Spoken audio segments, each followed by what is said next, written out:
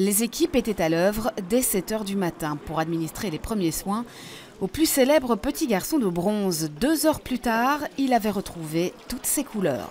Ceci n'était plus qu'un souvenir, mais ça n'a pas été si facile. On a d'abord essayé avec de l'eau, avec une brosse toute simple. Quelquefois ça peut aider, quelquefois non. Ben, ici ça n'allait pas. Et puis on a dû quand même prendre un solvant. Et c'est le bronzier qui s'en est occupé lui-même pour enlever tout ça. L'un des symboles de Bruxelles peinturluré de jaune, les touristes ne s'en sont visiblement pas offusqués. Mais la ville de Bruxelles se devait d'intervenir rapidement. Ce n'est pas la première fois que Manneken Pis est visé, comme d'autres monuments du patrimoine bruxellois, même si cela reste peu fréquent. On se souvient de Tserklaas vandalisé ou de la statue équestre de Léopold II.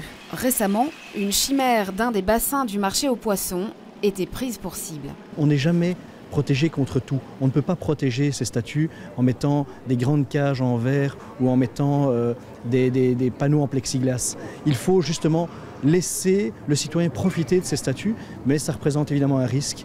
On peut évidemment mettre des caméras, mais préventivement, il est difficile de faire quoi que ce soit. Pour Manneken Pis, reste à intervenir une nouvelle fois sur le genou et sur le nez, où la patine a légèrement souffert. En attendant, une enquête est en cours. Les images de caméras de surveillance seront méticuleusement étudiées.